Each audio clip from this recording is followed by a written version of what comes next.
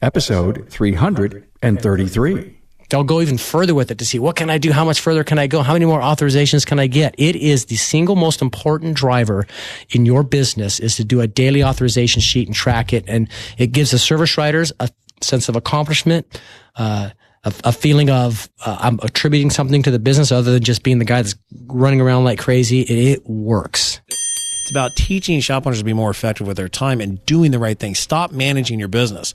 Start coaching your team. Put your A team on the field and make sure they play at their A level every single day.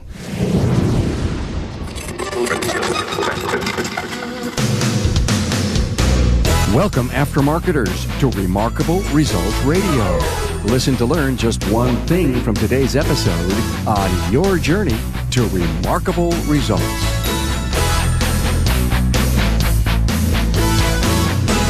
Hello, fellow aftermarket professionals. So glad to have you here. I want to recognize you and thank you for being a loyal listener. Your support fuels my engine to continue to uncover great information and guests to feed your aftermarket learning curve. Welcome to episode 333 with Keith Benline and Jeremy O'Neill. We are talking about a 10-step plan to growing your shop to $1 million and beyond. This is a must-listen for everyone in the aftermarket. Even if your business is doing 1 million plus, 1.5 or 2 million and higher, this episode just may give you a new insight or two to hone your skills even more. I'd like you to share this episode linked with a friend so that we duplicate or even triplicate the effect that the podcast can have to raise all ships for the industry. And thanks to Federal Mogul Motor Parts for making this interview possible. When you need to search for parts, get the latest technical updates, or sign up for some garage loyalty program swag for both techs and shops, go to fmmotorparts.com. Connections are awesome, and I love it when you connect on Facebook, Twitter, and LinkedIn. A quick welcome to new Facebook friends of the podcast, Vera Thompson, Steve Scott, Rick Korn, Mike Cooper, and Rob Choiser, and new LinkedIn connections, Cassandra Dorr, Todd Fleming, and Bill Horsborn. I have a convenient page with every social link at remarkableresults.biz/social. Here's another interview recorded at Vision KC 2018. And joining me in the Vision studio is longtime friend of the podcast, Jeremy O'Neill from Freedom Automotive and Advisor Fix, and shop owner and business trainer coach, Keith Benline. Keith is sharing his 10 steps to $1 million shop. We got in deep in the discussion, and so this episode is a little longer than usual. You may have to listen over a few chunks of time because I know how valuable your time is. However, so is this discussion valuable to you, as you positively will gain some great insights on a formula for success. The goal of these 10 steps is to give you the freedom to have a stronger work-life balance, to give you more time with the family, and lead your people to run your business. Keith shares the specific order that these steps need to be followed, as there is a specific formula to his success. See the show notes for a highlight of these steps at remarkableresults.biz/E333. Now enjoy great aftermarket talk radio, a formula for shop success and freedom.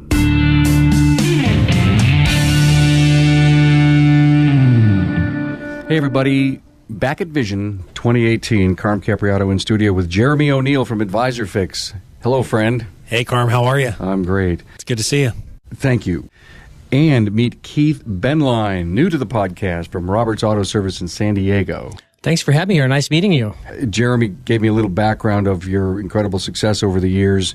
I'm always interested to interview someone who never goes into the shop and, has an incredibly great and profitable business and basically say, no, that can't happen. Are you kidding me? How's that work? It can happen. You have to set it up right. It's not just going to happen on its own. There's steps you have to go through in order to accomplish that process. And it takes a different skill set. A lot of shop owners might not quite have the business skill set that they need to set that up yet. And it's not the skill set of working on cars. It's the skill set of working with people and working on people. So there's no pixie dust. There's no Disney magic here. So how many hard years of work does it take to pull off something like this? Or is it more smart work? Smart work. I'm a big believer in smart work. I see a lot of good folks work hard and don't get the results they want. I'm a big believer in working smart. You have to work hard, don't get me wrong. But if you work smart, it'll pay more dividends working hard in the long haul. You created a program called the 10 Steps to $1 Million Shop. I did. Excites me. It really does. I'm interviewing the top 10% of the industry, attempting to get the message to the next 40%. And every time we get someone to come on to want to tell their story of that success pathway, of their remarkable results, I think it's really healthy for our listener. It's really healthy for our industry. And it's really healthy for the people that are really successful. But one of the things that they want, they got a great bottom line and they're building a good culture, but they still think they're working too hard. They're working in their business, but they're actually there too often. And they would love to find a little bit more work-life balance. Is that part of one of your magic 10 steps? It absolutely is. I think one of the biggest challenges I've seen shop owners is letting go. Everyone is afraid to let go and empower their people. And that is so important. And until you can get that skill set and that understanding, it's going to be hard to accomplish. I taught a course recently called Management is Dead by Advisor Fix. And in that course, I emphasize this exact point, that you have to coach your people these days. Management, waiting and reacting and trying to change behavior that way no longer works. You can see it today with Amazon.com, how they're putting so many other companies out of business. You go to a shopping mall these days, and where are all the stores? It looks like a ghost town. This is changing so fast, and companies like Sears and these other longtime retailer companies, they're practicing management philosophy instead of current coaching philosophy with their people. And by the time they react to what's happening, it's too late. They're getting close to filing Chapter 11, bankruptcy. And it's no different in the automotive repair business. You have to empower your people, coach your people, and then let go and let them be who they are. So under coaching empowerment, it's really about being a good leader. Yes. And tell me the light bulb moment when Keith figured out that leadership was it. I've always had an uncanny ability to not try to make people necessarily do things exactly the way I would want them to do them, right? It's the beauty of life and what makes it go around is the diversity that we all have. Everybody in this room has a skill set that I don't have. Jeremy's got one that is phenomenal. Lindsay's got one that's phenomenal. You have one that's phenomenal that I could never accomplish. Why would I want to diminish that? I had a little help before I bought my shop. I worked for one of the consulting companies in the automotive repair business for 5 years. So I got to learn a lot and read a lot of business books about this stuff. And there was one book that really changed my life and my thinking. It was called Now Discover Your Strengths. And when I read that book and I realized what my 5 strengths were, I realized that what I was doing wasn't maximizing those strengths. And I said, the only way I'm going to maximize my ability is I either need to go become a manager for some corporation somewhere, but since I didn't have a huge college background, chances of that happening were slim, or I said I could go buy my own business and implement these strengths that I have. So that's what I did. I bought the business. I implemented these strengths. One of those strengths was, I believe it's called Relator, and it talks about identifying strengths of each person in your business and how to make them use those strengths without trying to contain them, And it's like, I use Tiger Woods as an example, right? Here is a super talented golfer. A manager, if Tiger Woods had to work under a manager, you'd probably destroy Tiger Woods because you'd spend all the time trying to help him fix this little weakness that he has. And in the meantime, when he's on and he's killing it, he has to play to his strengths. Exactly. I took the test. I found out what my 5 strengths were. Oh, you did? Oh, yeah. And what's so interesting is that when I first read them, Jeremy and Keith, I said, this can't be right. I was in denial that those were my top 5 strengths. So I downloaded the app, read all about those 5. Not only, it's in the book. And I started to realize that it got me and that I was a fool to fight what my real strengths were. And it was about when I was going to make a career change and go into podcasting, and I realized that those top 5 strengths made me, I don't want to say the success that I am today, but my continued success that it is. So big step for people. Find out what your strengths are. Play to them. Find the people who need to do the things that you're not good at. And I have a question for Keith, because I'm, shop owner now, dealing with the letting go part of things, right? So going back to building, Robert's Auto Service, and the moment you decided to let go, how'd you deal with the emotional side of that? Because there's a big emotional, and maybe a lot of shop owners that are listening to this are dealing with the same thing. Like, they know what they need to do, they just can't get it in action. Because, let's face it, when, for a lot of shops that aren't very successful, and one of the things that you've always been a mentor for me, Keith, as far as, and I've looked up to you for guidance in life and in business, and I just admire what you've done with your shop. How do you let go, and how do you deal with the emotional side of it? Because I find my emotions keep my hand wrapped around it because of the pain that comes with it. So there's a little bit of pain you have to go through, right, to actually let go. But on the other side is what? Jeremy, I also know that you're a father. I'm also a father of 3 girls, and I have 6 grandkids. We don't want those grandkids to fail, make wrong decisions. But I don't know about you, but I notice when I'm raising my kids, they only listen to me so much, and then they just tune out and they do their own thing. And they learn more being their own independent person and making their own mistakes and learning from it than me trying to tell them. And it's no different from being a shop owner. As we sit and we worry about what could happen, problems, failures, stuff, right? You almost need to allow some of that stuff to happen and work with your people to improve on it. Try to not have it happen again. Let them know the thinking behind what happened. I'll never forget when I bought the shop, we had a manager, George, and he'd been there a long time, and he wasn't as good with new people as I would like. And as Yelp was coming out at that time, and we got a few bad Yelp complaints, and I was looking at it going, this is totally George's personality. But if I try and change his personality and just completely focus on what he's doing wrong and what I want to see different, he's not going to change his behavior. He's going to hunker down. He's going to get defensive, and it's just going to destroy the relationship between the two of us. I'm going to lose his brain, his motivation, his heart, and it's just going to get worse. So what I'm trying to avoid, I'm actually making worse. So what I need to understand is step back and go, okay, now wait a minute. What does George do really well? For all the longtime customers, they love him to death. They'll buy anything he says he says need to fix with their car. He's a little rough with the younger crowd, and so what you do is you manage around it. And this is what the book of Now Discover Your Strengths talks about. You manage around that. So rather than trying to fix George with that, minimize those situations he's in. Find someone else that you can bring into the office that can deal more with those younger customers and steer them towards that person. In the meantime, you do have talks with George about, hey, you see the Yelp review. What happened here? What do you think happened? And I don't try to change him overnight, and I don't try to say, hey, that was bad. You just talk about it. And you'll find out that he doesn't want to have the bad review either. He'll try to, in his own brain, why did that happen? And if you do it the right way in coaching him, he comes around to it, and over time, not going to happen right away, it comes around, and then you can start to let go. It's the hardest thing for a technician turned shop owner to do. It takes a different set of mindset and skills. Technicians are so thorough at what they do. They're so meticulous, and they take that mindset into owning a shop, and they want everything to be meticulous and everything to be perfect. Well, I hate to tell you this, but business is not perfect.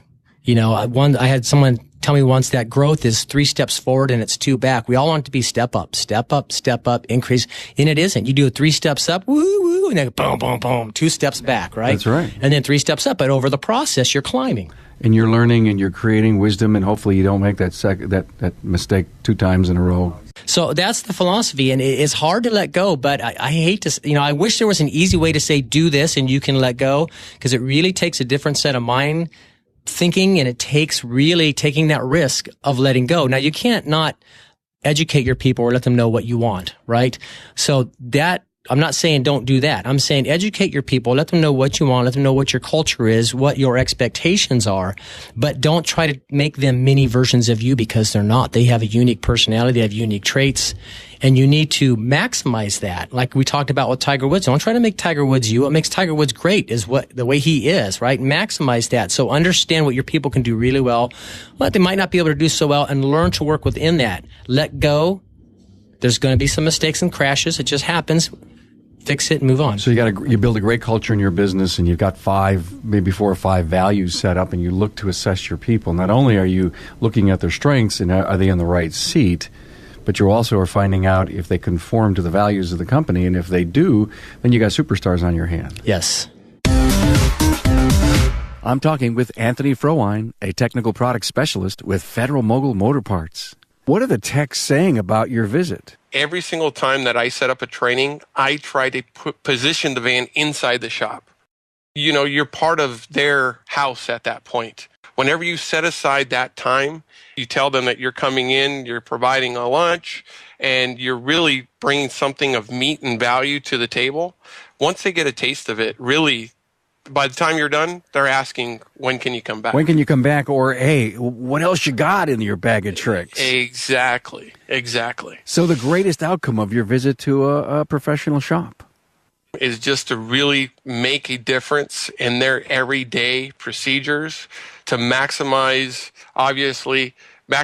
the premium end of the product that's being installed. But ultimately, for me being an ex-shop owner as well, is to maximize their profitability in installing the part right the first time and having a happy customer. I always say a happy customer is like a happy wife. Happy wife, happy life. Same thing goes with the customer. I've heard that before. So you take a Wagner OEX pad and you put it into the hands of a technician. What happens? First off, they're floored with the cut design on the front end. They'd never seen a brake pad like this before. And then you start to break it down into why it's cut the way it is and how it's application or platform specific, how the backing plates are no longer painted, they're zinc coated, and that's for tolerance level, so that way you don't have buildup on the ears and fitting into the hardware. I mean, you get into all the little nuances that they've changed around with that brake pad on top of the performance end of it. I mean, it's phenomenal. And then once they physically try the brake pad either on a customer's car or their own vehicle, I've heard nothing but rave reviews about the brake pad. Federal Mogul Motor Parts' Garage Gurus is your go-to source for the vehicle training, technology, and answers you need to keep your next job on track. On site, online, or on demand, the Gurus are here to help keep your business and your career on the road to success. Visit fmgarageguru.com.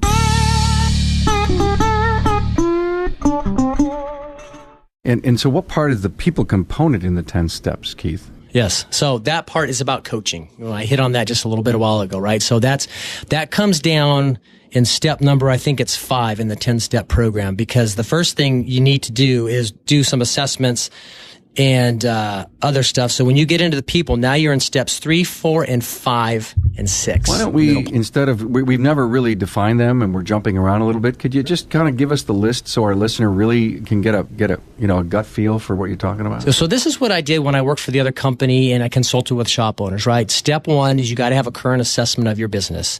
If you're not happy about something, what is it you're not happy about? What's not right? So you can look at everything. You can look at the numbers of this business. You can look at key performance indicators compared to other shops in the area. You can look at their personnel, how everything's set up. So it's a basic assessment. For those shop owners that you do it, looking at their financial statements, is it matching what their service writing program is telling them? Their service writing program might be telling them, hey, you're doing great, you're making this area, you're making all this money, but their financial statement every month says, no, you're not making anything. So where is that money at? So understanding that current assessment, getting this thing on the same page. So step 1, current assessment. Financial and also just general overall business current assessment. This is what I see financially. This is where your business is target-wise. This is what we know can be done based on other shops in your area. This is what I'm seeing. You have too many technicians. I can tell you right off the bat, when I bought the shop I had, the guy had 9 technicians, 2 parts guys, and 3 shuttle drivers. And I told him, Bill, I said, you're crazy. There's not any other shop in San Diego that comes even close to that. They have 1 shuttle driver. Most of them don't have a parts guy. If they do, they have 1. And he had 3 service advisors. And the numbers that he was doing did not justify that in any way, shape, or form. He was wondering why he wasn't making the money that he used to make back in the late 90s when business was booming. So I told him, you right off the bat, without even getting into great detail, I can tell you, you're way overstaffed. You've got to make changes and cuts. And he loved his guys. He'd been with them so long. It was hard for him to do, but he did do it. He kind of had it happen to him, though. Some of them left and tried to go start their own shop. And so if you leave people in a situation where it isn't working out and they're not happy, you know what? They're going to find happiness somewhere else. So that's another reason why it helps you make these decisions you need to make to let go. So that's the current assessment. Step 2 is the improvement. Okay, so where do we want to be now? Where do you want to be financially? Where do you want to be with your key performance indicators? How can we set targets for you to get those key performance indicators? And what should your shop look like based on what we know other successful automotive repair shops Are you talking about a budget? Talking about a budget. Talking about their key performance indicators like their average repair order, their gross profit on labor, gross profit on parts. Wouldn't KPIs also be in one? I mean, if you're going in and saying your head count versus your volume, head count versus job, it's in there too? Not so much in the key performance indicator. I mean, it can be, but you can look like, what do successful shops run from a service writer to technician? Head count would be different. Is one service writer handling 3 technicians? Is he handling 4 technicians? Is he handling 1 technician? So you could look at those as far as to say, how would you like to be set up right now? You've got 3 service writers and you only have 4 technicians. Do you need that ratio? Can you accomplish with 2 service writers and not have to have 3? Looking at the financial statement and breaking that down, going, now, why is it that your service writing program is saying that you're making this money, but your financial statement isn't? And sit down, going with the shop owner, and and this can get really personal. But where are some of these expenses here that might not be getting reported that help you with cash flow? Because cash flow brings a whole different ball game. If you're on 30-day credit with all your parts companies, and you had a really big month the month before, and the next month you have a horrible sales month. Well, guess what? All those 30-day parts bills come due. Voila, cash flow problem. So, and anybody's been in business long enough understands that dynamic. So that's step 2, is setting the performance goals and where you want to be. Step number 3, in my opinion, is the single most important part of your business. I'm going to say it the way it is, Advisor Fix. Your service advisors are mini owners. They're talking to your customers. They're handling complaints. They're dealing with your technicians. They hear all the garbage day in and day out. And yet what's in it for them? Where was their home run? So service advisors, I think, is the first step. What you're saying is that Jeremy's company comes in and teaches and trains and coaches the service advisor, because we know it is as important as CEO and technician training that service advisor has just got to be trained. And yes, Jeremy, you've got to have great statistics of what happens to a person coming out of a year-long coaching program. Well, absolutely. I mean, we have, indicators, and we look for the ROI on anything that we do. I think one thing that Keith has done really well, when you go back to step 2 and you talk about the numbers and KPIs and financial data, as a shop owner, when you look at your P&L, you're looking at 30 days of old data, right? Well, how does that help you on Monday morning? And what we've developed is whittling those back-end numbers down to an actionable plan where at any moment of the day, like Keith right now can get a text from his shop, they'll know where they're at. Where are they at with authorizations? Have they put enough in the pipeline? What's coming out of the pipeline? And it's that scorecard that really helps. And, doing the assessment, where are you weak at? Lead conversion? Most shops don't need more marketing. They get plenty of leads. They just suck at lead conversion. They're converting 20% of the leads. So that's really fine-tuning and customizing the curriculum for what the shop needs, but knowing where you want to go and then getting it down to that daily scorecard is so awesome. And Keith's done a great job. So you're really saying is that step 3 is service advisor performance, and you're just basically saying hire Jeremy. Pretty much, or a company that can do it. Because here's the thing is, if I'm going to be coaching you and we do step 1, okay, here's where you're at. Step 2, here's where you want to be. Step 3 is, how well do I really know your people? You know them better than I do. You've had them there. I can tell you ratios and stuff, but I really don't know your service advisor, what he can do or not do. So the first thing we do is we get him an Advisor Fix. We put him under an assessment test. We find out his skills and strengths, just very similar to Now Discover Your Strengths, and find out what the service advisor does very well. We put him through the course, and it's a very hands-on course. So it isn't just, well, this is where you should be, and this is your ratios. It's also, now let's work with you and give you the actual tools you'll need to increase those ratios. How do you talk to people? How do you overcome objections? All that stuff. It's very hands-on, personal, one-on-one coaching they get. Am I assuming that overall you're really suggesting to a shop owner that they have to have a business coach?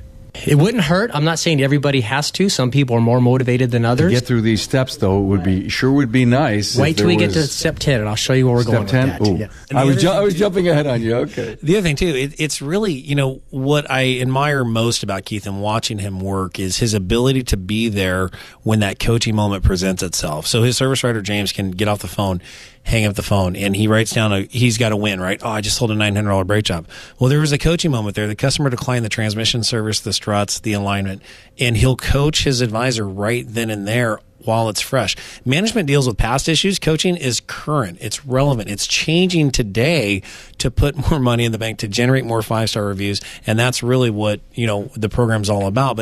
And it's not like, this is not about, Advisor Fixer or the program. It's about teaching shop owners to be more effective with their time and doing the right thing. Stop managing your business.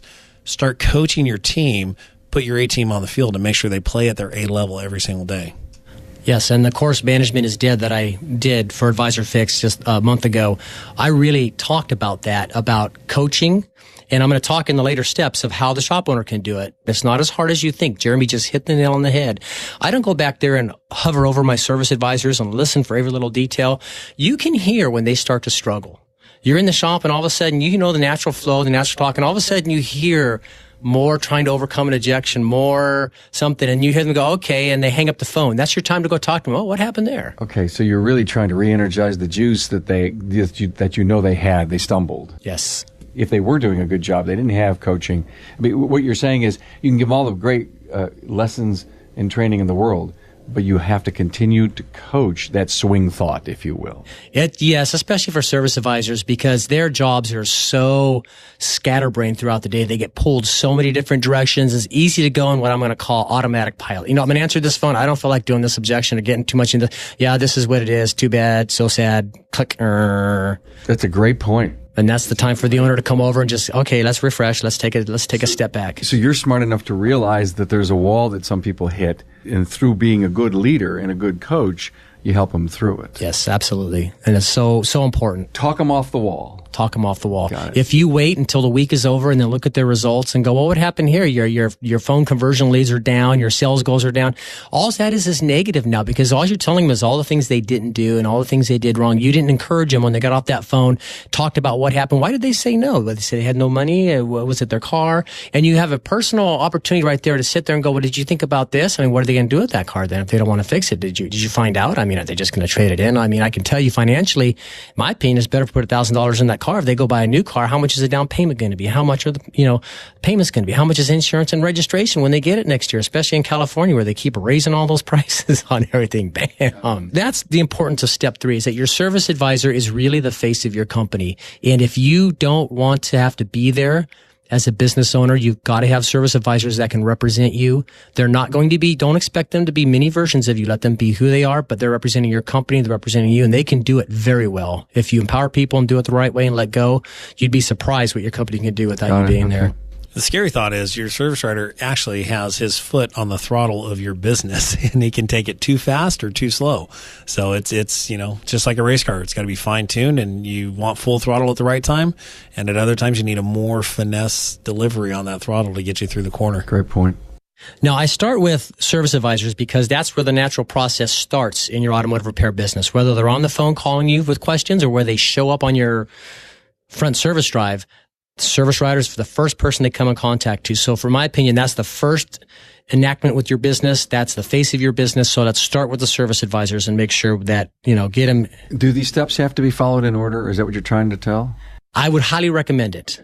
And you'll see when we get to step 8, I'll show you what happens if you put one in front of the other. It can destroy your business. And even though you think you're doing a good thing, you can make it actually work. Number 4. And get better. So, all right. So number 4, we're going to get into now, and I group these together, shop operations and technicians, right? So we all know the technicians got to be good. They've got to fix cars right. They got to figure out what's wrong quickly. Then they got to produce for you. What I have found is most of these shop owners, they have pretty good technicians. They'd all like to get better ones, of course, and that'll be a later step. But so now analyzing the technicians that the shop has, right? Looking at their productivity, their efficiency on a weekly basis, looking at their diagnostic ability, looking at their comeback ratios, determining again with these technicians, making an assessment. Are these good technicians? Are they not good technicians? And what I found is the shop owner can give you more information on that than you can as a person, because he's there every day. He's seeing what the technicians do well, what they don't do well. And you can certainly improve technicians like you can service advisors. A lot of technical training out there, a lot of coaching opportunities as a shop owner. It's no different with the technician. When he's getting his head beat against the wall and he can't figure a car out, that's your time to sit there and coach with them. And you'll know when it happens, because normally it's a good rhythm a technician has. He's get that car diagnosed pretty quickly. He's got an inspection sheet for you. You're on the phone with the customer getting authorized. You're getting it back to him. He's getting the work done. You're getting the car delivery done. The car's great. Customer's happy. You're getting a 5-star review, right? When that process slows up somewhere, like, he's been on that car a little longer than I think he should have. What's going on? What is this part coming from this part company? Is he trying to throw a part in there? You start to, okay, what's going on? Then you go out and talk to him, and one of the great ways you can coach technicians, is that technicians can get frustrated with service advisors. No way. Big time. Never. Because if the technician feels like, look, I'm recommending all this work and it's not getting authorized, and we don't use the word sales in my shop, we use authorizations because customers authorize, we don't sell them anything. That'll destroy a technician. He won't stay, or he'll just lose hope and he won't give you the inspections anymore. Why should I? I'm doing all this great work on this car to check it out and get these recommendations, and I'm giving it to the service advisor and it's coming back with nothing, or an oil change, wiper blades. Confidence and trust in each other's job. Confidence and trust in each other's job. And they want to know that you as an owner care. Now, that doesn't mean you have to do it every day, not even every week. It's randomly. Randomly, you should walk through your shop. You should talk to your technician and say, hey, let me ask you, how are things here? Tell me about the service advisor. Tell me about James. How's he doing? Do you think he's Is he getting things authorized for you? How's the workflow? Do you think you're getting enough work? Do you think it's being dispatched fairly? Are there any safety in the shop, safety issues that you've been seeing that you feel are being ignored? You are asking questions you know the answer to. Yes. You got to get them to talk, get engaged. You want to know what's going on inside the gray matter. A great coach knows that the team needs to be all in, bought in, that they feel they have a say on things, empowerment on things. I mean, ultimately, you're the owner, so you can do whatever you want. But I'm telling you, if you make your people feel like they're the owners, they're empowered, they're in control, that's when they start saying, get out of the way, owner. You go home. We'll got this. We'll make this place happen. They almost don't want you there, which I wouldn't recommend always never being there. You need to always be, spot checking and stuff. I think that's a great goal that I think everybody should stop for a moment and let that sink in. That, you don't necessarily have to be at your business if you're running it right. It's almost the ultimate reward. But, I just go back a minute or two. Years ago I learned, one of the roles of a leader is to ask questions I know answers to. And if you don't know the answers, then shame on you. You can get surprised sometimes. Well, I know that, and I think it's an art and a skill, and it's something that you have to practice because without being a micromanager, you still need to know what's going on in your business in all areas of it.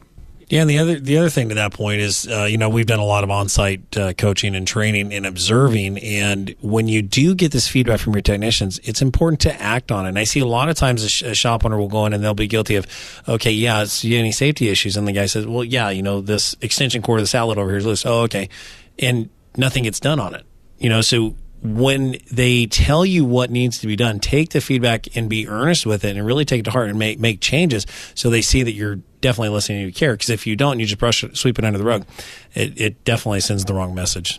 And then the last part of that step 4 is shop operations. How is work being dispatch flow? Are the service writers dispatching it fairly? Are they favoring one technician? Are the other technicians capable enough to do it? Service writing programs, are they efficient? Are they working right in your shop? Is it old and antiquated? Should it be re-looked at, reassessed? Making sure the workflow, the shop operations, the service management program is all smooth, flowing, modern stuff that will help you and help the technicians and service writers do their job. Is DVI in that step? It can be, yes. Okay. So basically that's step 4. So where we've gone now is step 1, we've assessed the business. Step 2, we've set the improvement goals. Step 3, now we're sending the service writer into coaching and trying to see what's there. And then we're also now doing that with our technicians. And by the way, on a side note, the technicians, they absolutely love it when you make them feel like they're part of running the business because they don't get to do that. They're back in the shop every day. Fix that car, fix that. All of a sudden you're asking them ideas on how to run the business and stuff. They eat that up. Then they'll take a bullet for you. You start doing that stuff. There's an awful lot of shop owners who said technicians who have become a shop owner, and when you dig down deep inside, like I usually do in the interviews, a lot of them have said, I just didn't feel respected. They didn't want to hear from me. Yep, absolutely. I was a number, not a person. Man, you just hit on something. If we can pause on the 10 steps for a minute, something I want to talk about that's personal. And it's part of why I've accomplished what I've accomplished. We somehow those of us that know business very well, we start to get so business minded about every little percentage, every little number, we start to forget that it's the people that are making those numbers happen. And we start to not treat those people like people and human beings, and we start to treat them like numbers in a business. And once we start down that road, we need to be careful because you can destroy people fast and destroy your business fast doing that and not get the results you're looking for. You're just a KPI to me. Exactly. And I agree with you. Destroy your business. When you're in that shop, don't be afraid to talk to your employees about personal stuff. Legitimate, genuine concern. You see a technician's not having a good day, just talk to them. They're not always going to talk to you, but when they do, be there, listen, care. They're people. Treat them like people, respect them like people. And you know what? I found when you do that, they usually hit those numbers without you having to make much effort at all. It's an amazing phenomena. It is an amazing phenomena. It just is. I've seen it happen. Yes. And that's what I do a little differently than you might find other shop owners that are successful and do well. I'm just very people oriented. It's just the way I want to run the business. It's the culture that I have there. So culture's coming up. Culture's coming up. Okay. Yes. All right. So let's move on now. We've got our advisor fix. We've got our shop operations and technicians. That takes us now to step number 5. Now it's assessment time. And here's some powerful questions. Assessment of operations and staff. Your service advisors, now after they've gone through advisor fix, now that you've worked with them and coached them, 3 questions. Can they do it? Not everybody has that talent set. You might find out that I've got the wrong person in the wrong position. I want him to be a service advisor. He's a good smiley face person, but just not comfortable. If someone wants to say, I don't want to fix it, ask him why, or just try to persuade them that he thinks he should fix it. Is it competence and capabilities here? Yes. Okay. So it's very interesting. I'll start with a story. So about 6 months ago, I get on this coaching call with a service advisor, and we just brought her in. She went through our initial assessment and kind of had some questions about, where she was at on the assessment, where she's going to fit in.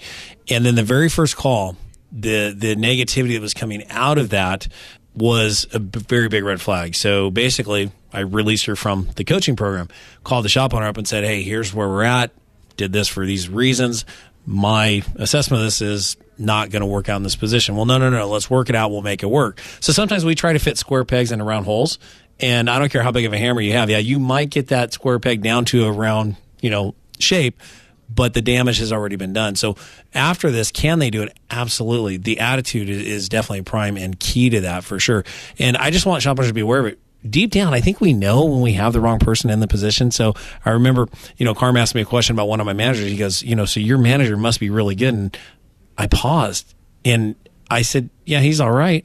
And I don't know if you know this, Carm, but that stuck with me for like a month. I went back and I kicked my own ass. And I'm like, Jeremy, when anybody asks you about your service advisor, service manager, yeah, my guy is a rock star. And I couldn't answer that question honestly. So I'm like, I've got the wrong person at my counter, right? And then I started adding up and going, all right, how much money is he costing me? And I'm like, all right, I got to make the change. So it was painful for 2 months. Thank you, Carm. You never sent me the residual check. I know, right? Checks in the mail, sir. But for 2 months, I went and ran the counter. It was very painful, very stressful. But guess what? What we have now is a business that's a lot better that never would have gotten to this next level. I love what you just said. If you stop to think about it, when you get asked a tough question, you can't come up with the right answer. There's a sign. Believe you me. Usually you're really good, confident, you're fluent, and all of a sudden you find yourself being And the key is, you both hit on it, you have to listen to those moments in time. They mean things. And sometimes it may not hit you right away like it did you. And I've always been a person who's, I've always said, got to rewind your day.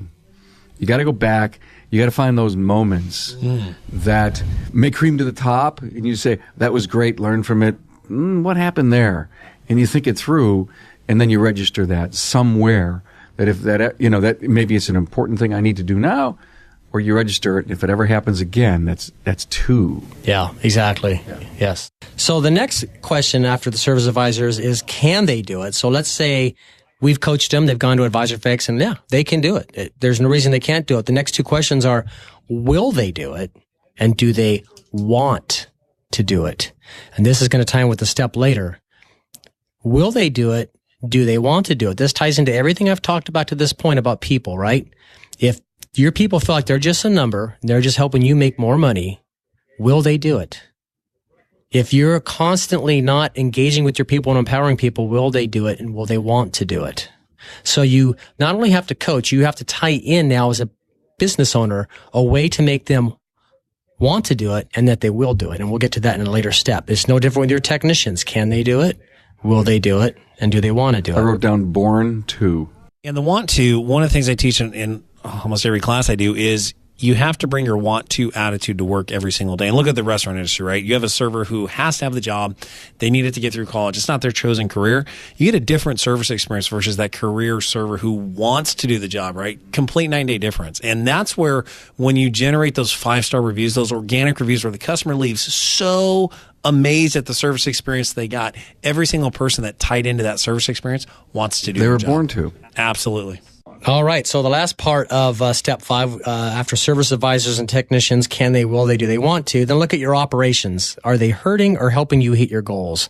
And that's a good question to ask on anything. Is this person helping me or hurting me hitting my goals? Is these operations hurting me or helping me hit my goals? And it's not just your goals, it's the shop goals. It's their own personal goals and what they want out of it. So that's step 5. So what we've done at this point is we've kind of assessed, set improvement goals, looked at our people, coached them and empowered them to see what we got and if they can do it and get on the team with us to help us hit the goals. Now we need to make some important decisions, starting with step 6. So step 6 is very simple. You have 2 choices at this point. You either keep the employee or you get rid of the employee. And that's a tough decision. It's not easy to make. I've been there. Anyone's owned auto repair shop long enough has been there.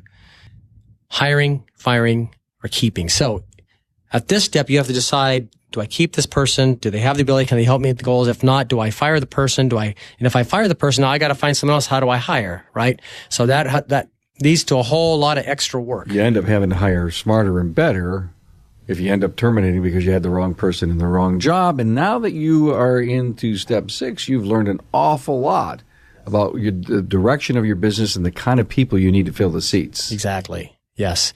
And what's hard about the hiring, firing part of this is that you've heard about employee turnover and the cost of employee turnover. And yes, it's huge. If you got good people, great people, keep them there, do what you got to do. You'd be surprised if you just do the earlier steps I talked about with the coaching and letting people be people, treat them like human beings.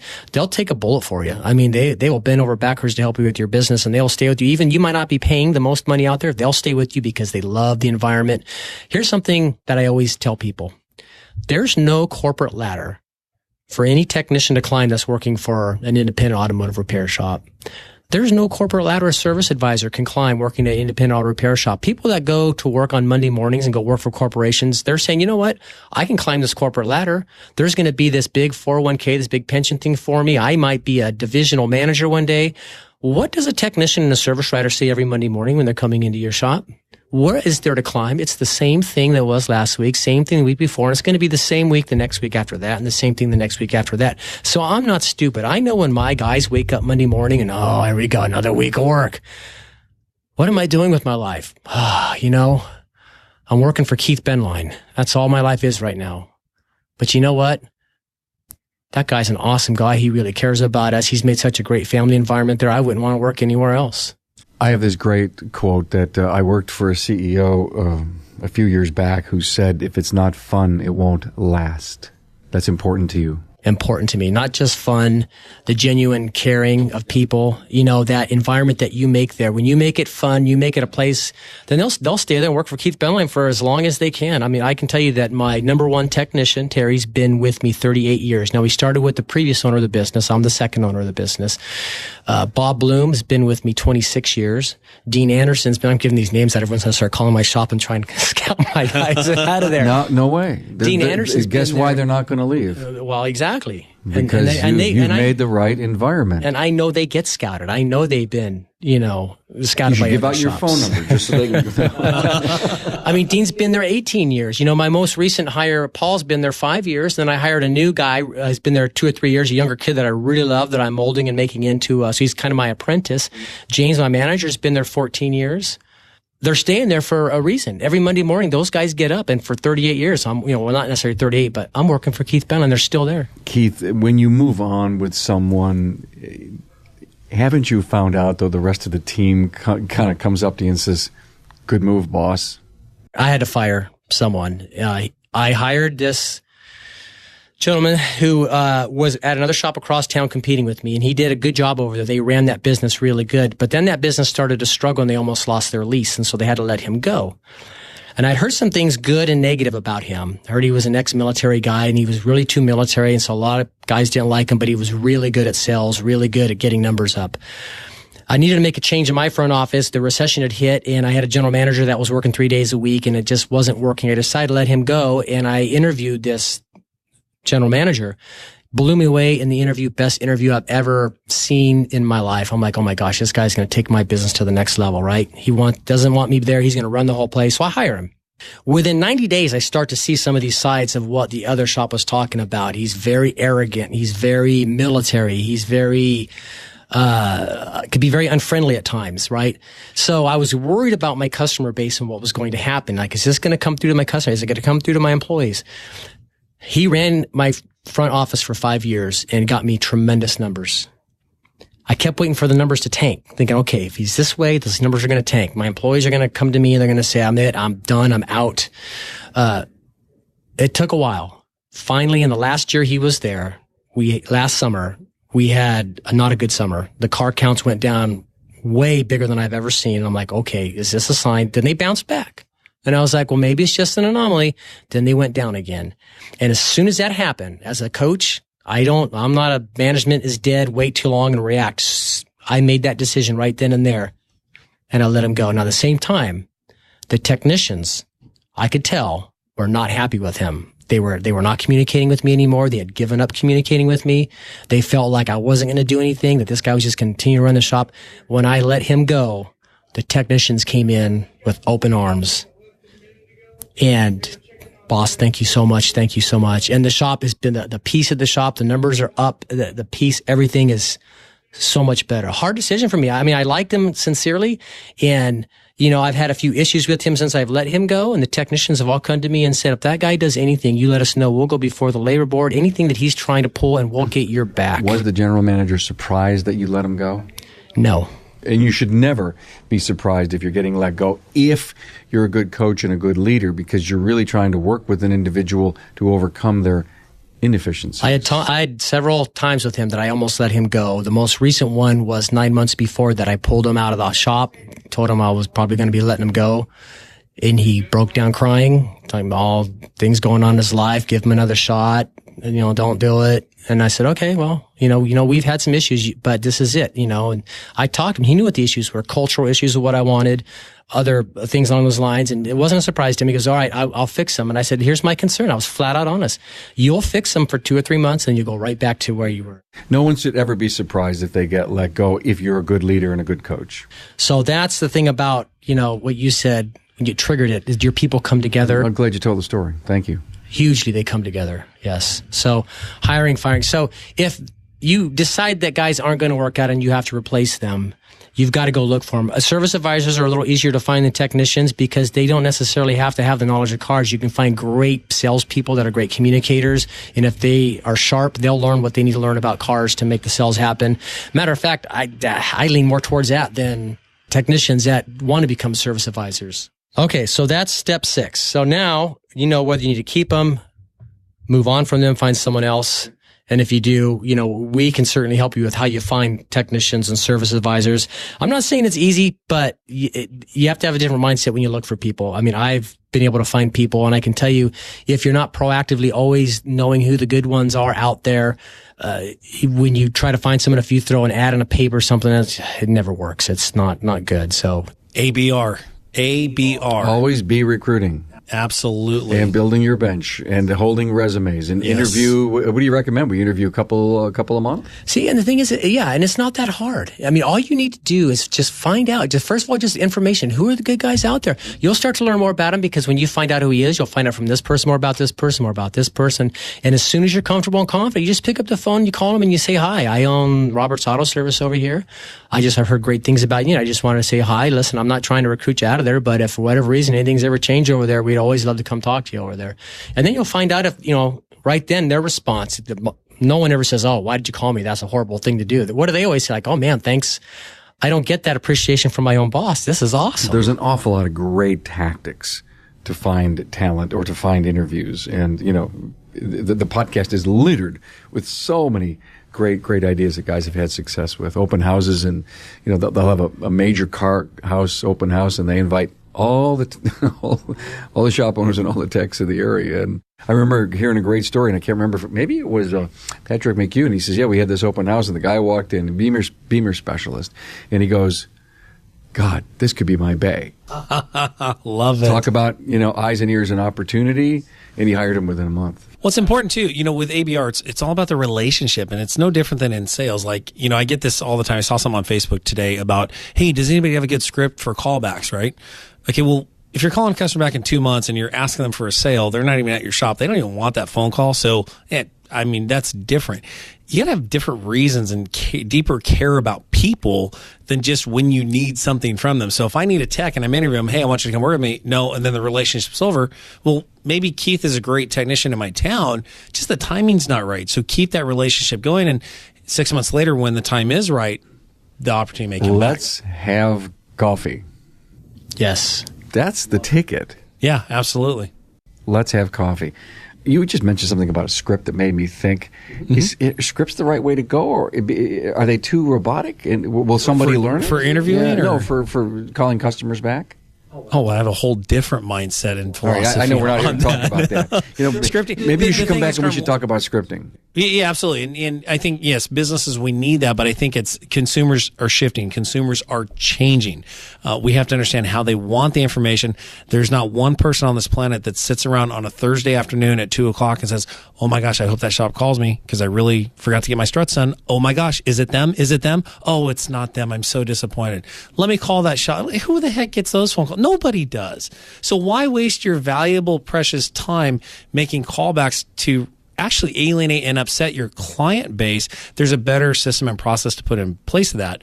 And I agree. Why do shop owners want those calls in? Well, because they didn't do a good enough job on the marketing plan to drive cars in, and they need car count. So they need something from the customers, not the right frame of Part of a retention strategy that is maybe poorly timed or whatever. But I'd love to talk about that someday. Back to you, Keith.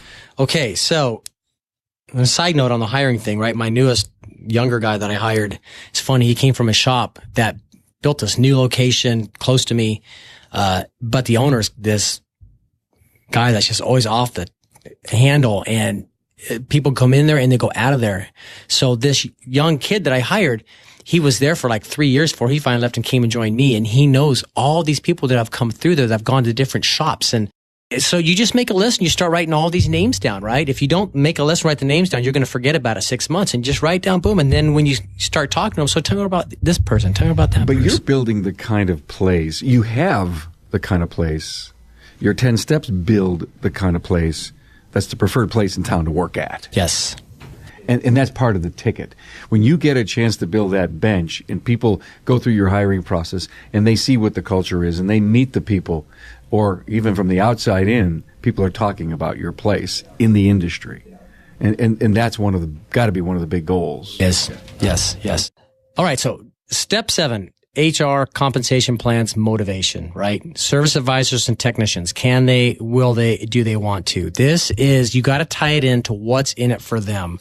If you send a service advisor through the Advisor Fix course and you don't have a game plan behind it, yes, we can help. But when they get back to the shop, if you haven't followed these 10 steps, they get back there and they just think it's another way of you just wanting to make more money for the owner, right? So you need to understand as a business owner, okay, how do they win? You know, you need to share in the pie of the profits, right?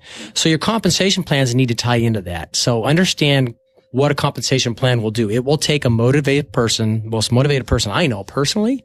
And a side note is Jeremy O'Neill. From the time I met him 20 years ago when he came in working in his dad's service station as a young kid. He doesn't need that kind of head pumping. I've never seen anyone more motivated. So a compensation program for a guy like him, he's like a Tiger Woods. He'll run with it and make your shop a lot of money, make happy customers. Everything will work.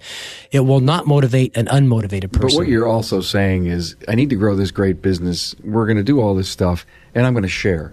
Yes. Because I don't want you to see me driving the beautiful car and living in the great house, which are great spoils from hard work. I get all that. But if you're willing to share, they're willing to do anything for you. They will. And you know what? When you do it that way, they want to see you as an owner in that house. They want to see you an owner in that car because they want to see that you're a successful owner, the shop's successful. But if they don't feel like they're sharing in it with you, then yes, it creates the opposite effect. And I've heard that a lot. Here it is. There's the new truck, and I haven't gotten a raise in 2.5 years. That's exactly it. It's just not the right way. And that's what I get in and talk about, the numbers. I need to have this bottom line. But you start to do it at the expense of your employees. It's almost like you're starting to grow your business. You've got some cash ahead. Your NOI is improving, and you go out and make that next lifestyle change, or you do something for the business that really won't help the business, like buy the owner's new vehicle. It's almost like, what's in it for the team? You need to make that one of your first priorities. Yes. Okay. Yes, absolutely. Absolutely. So on the compensation plans, and these have been around for years in the industry with, flagged hours for technicians, commission for your service advisors. I like my plan for my service advisors. It's a 3-tiered commission program, right? Number 1 is on the sales that we collect. Number 2 is in what the authorizations they got for that week. Because if they know the sales are going to be big, they might lay down and not continue to get authorizations and feed that pipeline for next week. So the majority that comes from the sales that week, a little bit more comes from the authorization goal. And then there's a clause in there that says you get any reviews 4 stars or less, you take a 10% hit. So that way they just can't do whatever they want to try to make the sale and have an unhappy customer, because then it'll hit their pocketbook. So when they add it all up, it becomes the commission goal that they're looking for and the income that they're looking for. In the beginning, was that what you had? Have you tweaked it lately? Where I've had to tweak it over the years is with obviously reviews, because when I first bought the business in 2003, there were no review sites back in those days. So okay, so you added that. Yeah, so as many customer complaints. I've always had that percentage of sales with the authorization, because I learned that from previous consulting, and we teach this in Advisor Fix. Those authorizations is your focus. And I teach this in the Management is Dead course. The service advisor has to feel like they have accomplished something. Most of the times they don't. They spend their day scatterbrained dealing with all kinds of junk, garbage, complaints. They might have a good sales day or they might not, right? Technicians know when they go home, I fixed that car. I fixed it. Look, I'm done. I got it. That car's gone. The customer's driving. Service advisor doesn't know what they did. And so what I teach in Management is Dead is you need to have a daily authorization goal. And when the service writers hit it, you will be amazed how woohoo, I hit it. I did my job. And they don't stop. They'll go even further with it to see what can I do? How much further can I go? How many more authorizations can I get? It is the single most important driver in your business is to do a daily authorization sheet and track it. And it gives the service writers a sense of accomplishment, a feeling of I'm attributing something to the business other than just being the guy that's running around like crazy. It works. It also flushes out production issues early on as well. So, what I love to do is fill that pipeline every single day. If you have a great day, you come back the next day and you sell the same amount of the authorization, get those authorizations done. And if there's a production issue, it shows itself immediately and you can fix it day 2 of the month instead of getting your P&L 15 days later and being reactive. How are you paying your techs? Flagged hour. Okay. Now, that's a great question, because this leads into the next part here of this step, is that it isn't just compensation in step 7 in motivation. It's also knowing your HR laws in your state. You are now a business owner. Well, guess what? You know what? As a business owner, you're the HR manager. You're the marketing manager. You're the bookkeeper. You're the CPA for the business. You're everything. You need to have these skill sets. And if you don't, you need to get them, because you're running a business. It's not just fixing cars anymore. So when I say you pay your technicians on flagged hour, know your state laws. Can you pay flagged hour in your state? There was some talk not that long ago in California that, well, you can't pay them flagged hour. Like, no, you can't. I got audited by it was a random audit a year ago, and the state board came in, Cal OSHA came in, and EDD came in. And I'm like, they're like, oh, nothing. No one's complaining. We're just doing random audits. I had 0 problems. They were so happy with me. I had those labor law posters. Most people don't know. You got to have them all. You also have to fill them out. They walked in, they saw those things filled out. They're like, oh my gosh, you're going to make this so easy for us. We've been writing people up all day. So you got to know your HR laws. So in California, they asked for a time card. They asked for the guy's paycheck. They looked at it and they said, you're fine. So you just need to know that, like in California, they consider, I think in most states, they consider technicians hourly employees. That doesn't mean you have to pay them hourly, but you better be in compliance with all the hourly laws. So in other words, in California, if a technician has their own tools, that means they get to have paid double minimum wage. So instead of $11.50, it's $23. So you need to make sure at the end of that week, $23 an hour times 40 hours, he better be making that. Otherwise, you're in violation of minimum wage laws. So if he's not making that regular, you got a problem on your hands. Also, the same thing with overtime, right? You got to have time cards because they consider them. If you don't have time cards, and we know that. The overtime piece is really touchy when it comes to labor laws and bonuses. It is. And good point. Thank you for that. So when you put these compensation plans together to motivate your guys, do they want to make sure you're in compliance with all those laws? Because I don't want to sit here and give you information and you go implement and find out, I was in violation of all these labor laws. So you're the owner of that business. It's going to hurt you. You need to do your homework and research and understand what HR requirements are. And of course, let's talk about shop meetings. I have never been a shop meeting guy. I found most employees don't like shop meetings. Are they necessary once in a while? Yes, they are. But what I've always found, and I've managed my shop by this, I just do one-on-ones. If there's an issue and it's with a technician, I just go back and talk to them. Confrontation is so easy because it's non-confrontational when you just talk to somebody. When it's always a negative thing, then it's an issue. So I just go back and talk one-on-one. So many owners have, weekly scrums, and they have, they'll meet with their service advisor team on a Monday, go over the numbers. They'll meet with the entire company, say on a Friday morning. It's early. It's 15 minutes. I'm surprised with all of these great steps along the way. What prompted you to say no meetings? Something happened, or do you just weren't a meeting guy? I run my business with a very important thing in mind. I remember what it was like to be an employee.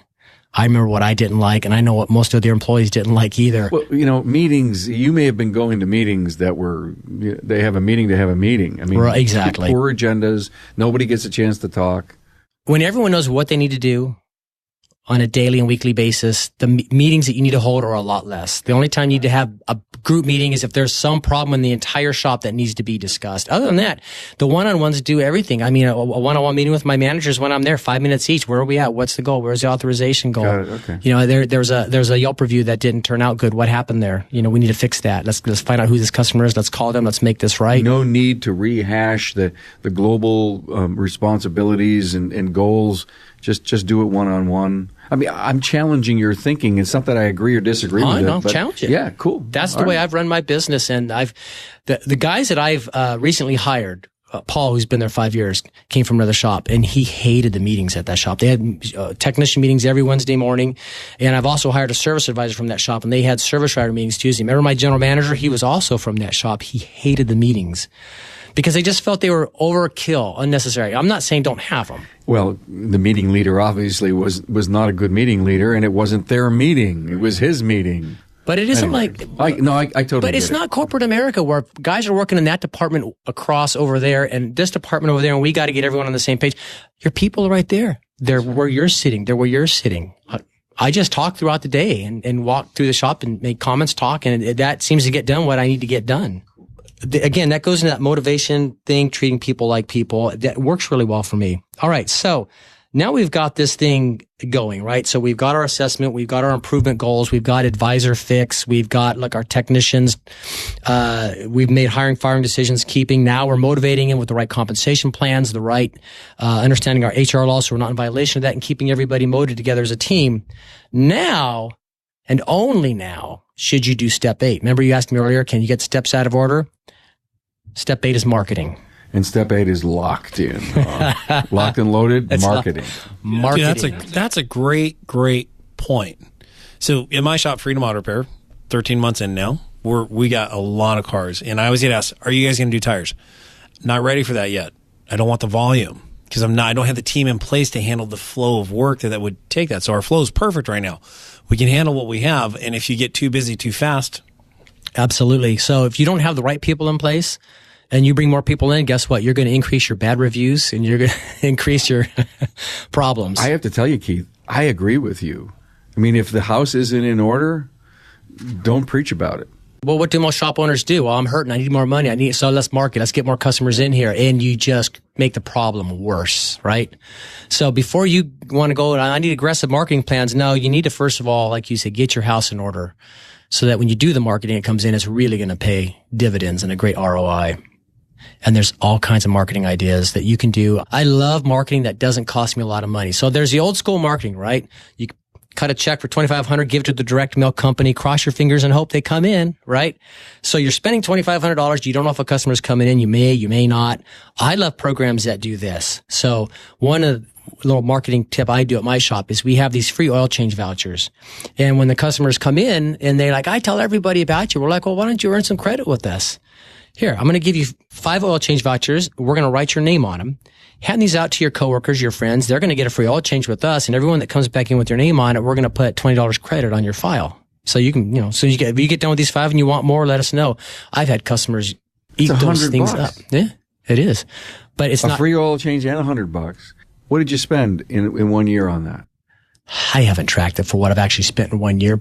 It cost me 5 free oil changes of people that are in my shop and I'm checking their car out, right? And then I put $100 credit on that customer's file who's gone out and marketed the world for me. Matt Purcell from Atlanta from Revolution Benz. I interviewed him probably a month ago now. He has this very similar program and he tracked it and it cost him $6,000 for the year. And he says, I have no other marketing expense but that. And his business grew 10%. Awesome. Exactly. That is amazing. The only reason that I asked you, Keith, is because I remember Matt told me, and I was just trying to compare them. That's all. I've never thought about tracking. I should track it. It just works so well for me. I've never worried about because my marketing costs is So small. So I'll give you a little story. A guy came over and he wanted to mystery shop my company. He has another auto repair shop in Southern California. So he comes down and he mystery shops me and, he nitpicks a bunch of stuff. I'm like, okay, that's valid. Yeah, this, that. So then we went to lunch and we compared financial statements, right? Now he does substantially more in sales than not a lot more. I do 2 million. I think he was 3 million, right? And he was talking about how 3 million, all the problems go away. We had a completely different, money problems because you have so much cash coming. I always say a surplus of sales will overcome a slew of problems. That's just the way it is. We compared financial statements. He has a completely different philosophy than me. His business is get that customer in and whatever you got to do, rental car wash. He spends a fortune on that stuff. So we looked at his financial statements like for the month, right? So his rental car bill, $4,000, mine $200. His advertising bill, $6,000, mine $1,000. And we were going through some of these numbers. And when he got to the bottom, he did this, not me. Darn it, Keith, you're making as much as I am on the bottom and I'm spending all this money on all this other stuff. You get $1 million more, bigger shop, lots more production, bigger marketing budget, and you beat him on the bottom line. Well, we were neck and neck on the bottom line. Neck and neck. And he was surprised that I was able to get away without doing all the stuff that he was doing. And I asked him, I said, well, let me ask you this. Why are you doing all this stuff? I understand washing cars, but all this other stuff. And he goes, well, I'm hoping it'll distract the customer from the cost of the repair. And when he said that, I'm like, my. This is not, 1998 anymore. This is 2017. People have so much access to information and stuff. If you think for 1 minute that they haven't looked at, what the repair costs at other places before they even authorize with you or after the fact, because it's so easy to go online and find out. It was a different philosophy. So it was shocking that when he said that, but getting back to marketing, I love marketing programs that won't cost you anything until the customer is standing at your counter. And so I've got different marketing programs I've worked with over the year that I share on Advisor Fix that are home runs. Cool. It costs you, yes, but not until they're in front of you. Now it's up to you and you get to meet a customer. So step 9, now you've gone through this, preferably with a coach, unless you're completely comfortable doing it yourself, but most aren't. Most are going to have a company or a coach help them through these steps. Once you now have gone through these steps and you've seen how this process works, you're learning the whole time as your own business owner, right? Oh, okay, I see. I need to assess my business regularly. I need to set improvement goals. I need Advisor Fix. I need, know my technicians, my personnel. I need to make hiring, firing decisions, HR. I need to learn motivation, and then marketing. Now, step 9, self-coaching. Now, we've helped you do it. Now you do it. Do you need us anymore? That's up to you. If you would like the assistance, we can certainly give it to you. Self-coaching. Now you go back and do those same 8 steps that we just walked you through. And we're still here if you need our help, but now you do it. Oh, wow. Now the business is at a different level and you can take it even higher. Oh, that's awesome. Self-coaching, meaning now you do it. And this becomes this perpetual cycle and circle to pay attention to all of this stuff. Where is the leadership development piece in here? Is that under self-coaching? It is. Okay. Because you've got to learn to be a good leader somewhere along the line, but it took from 1 to 8 to get me to realize that I have to maybe Advisor Fix myself or Leadership Fix myself or something. Well, here's the thing. The reason I put this step in here is because I could certainly say, that's it, 8 steps and just stay coaching with us for the rest of your life. But ideally, I don't want you to do that. I want you to empower yourself. I want you to get the freedom like I have in my shop and become that millionaire shop owner, that you have the house on the hill. You don't have to be at the shop every day. You're at the shop because you want to be, not because you have to be. That's not going to happen if you don't learn to self-coach. So you might stay with us a little bit longer while we help you in step 9 on self-coaching. Okay, now you watch us do it. Now we're going to watch you do it. Right? And we're going to watch you with your people and stuff, and we're going to make some suggestions, comments along the way. So the accountability piece that happened in steps 1 through 8, which I know in a good coaching relationship, you're going to do the who, the when, the why. You're going to build the accountability piece. Part of self-coaching is going to have to, don't people want to hang around because they need that pressure? They do. They want that pressure. They do. And some got to where they are today. Do they really learn? So here's my question. In your experience, when the accountability piece goes away, does the business falter? It depends on the shop owner. Remember the technician service advisor, can they? Will they? Do they want to? That applies to a shop owner. Got it. Can they do it? Got it. Will they do it? Do they want to do it? And step 9 is basically that assessment. They're either going to figure it out on their own, do it on their own as we work with them through this whole process, and even help them to do the coaching, or they're not, and I can't answer that for everybody. That's up to them. And, some guys probably shouldn't be in business ownership. Strong personal disciplines. I mean, it's truly, in many cases they have to do a 360 and a rethink.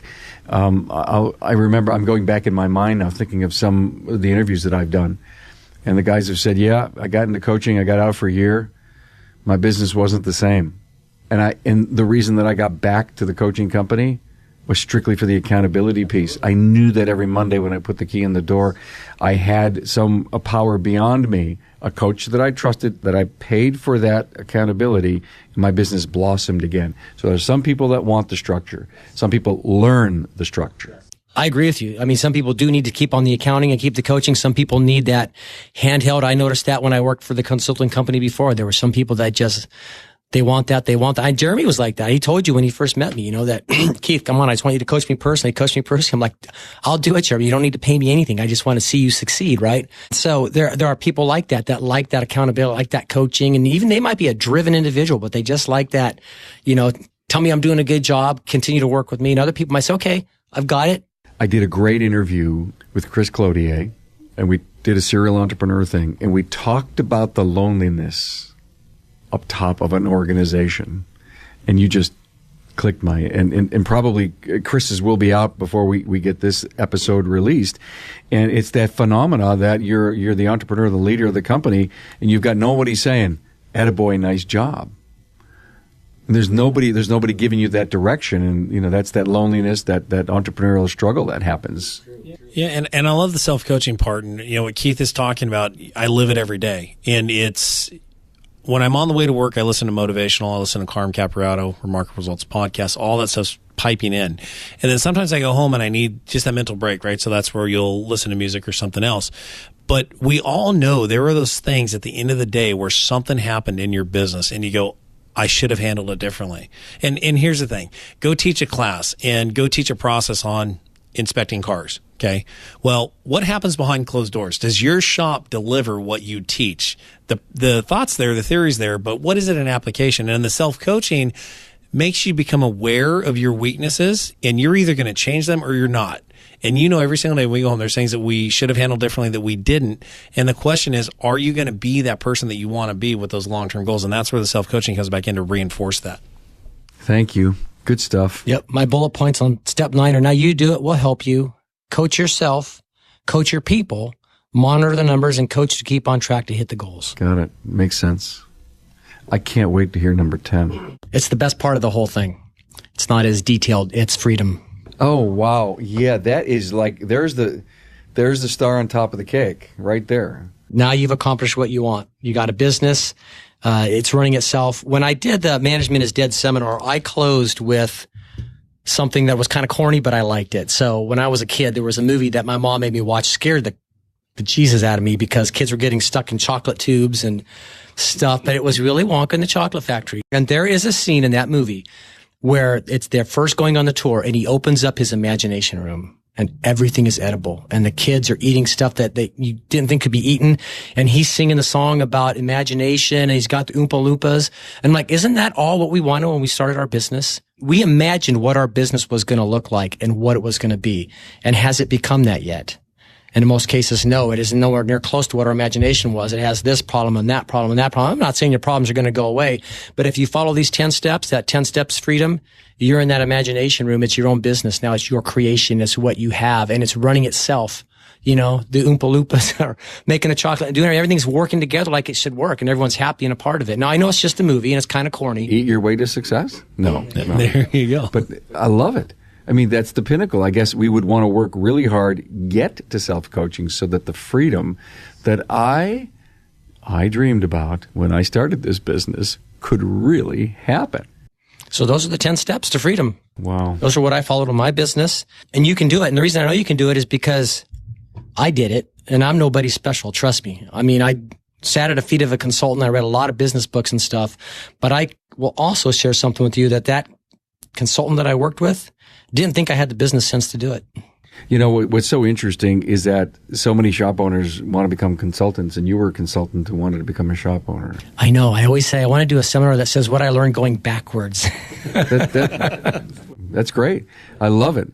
I can't tell you, I really enjoyed this. I think the learning moments for the listenership of the podcast in this episode was huge. I know this is longer than we normally do, but this is talk radio, baby. If you like listening to Rush, you're going to love listening to what we did here, right? That's how I think about it. Keith Benline from Roberts Auto Service in San Diego and Jeremy O'Neill from Advisor Fix. Man, it was just great to have you here in the Vision Studio. Thanks for having us. Thank you, Carm. Hey, thanks Keith Benline and Jeremy O'Neill for sharing the strategy behind these 10 steps to a $1 million shop. Tough to argue with these tactics as great building blocks to strong people, great culture, sales growth, and profitability. See the show notes for Keith and Jeremy's bios, previous episodes, and the key talking points of this interview. Go to remarkableresults.biz/E333. Honored to have you here today. We'll talk soon. Thanks for being on board to listen and learn from the premier automotive aftermarket podcast. Until next time.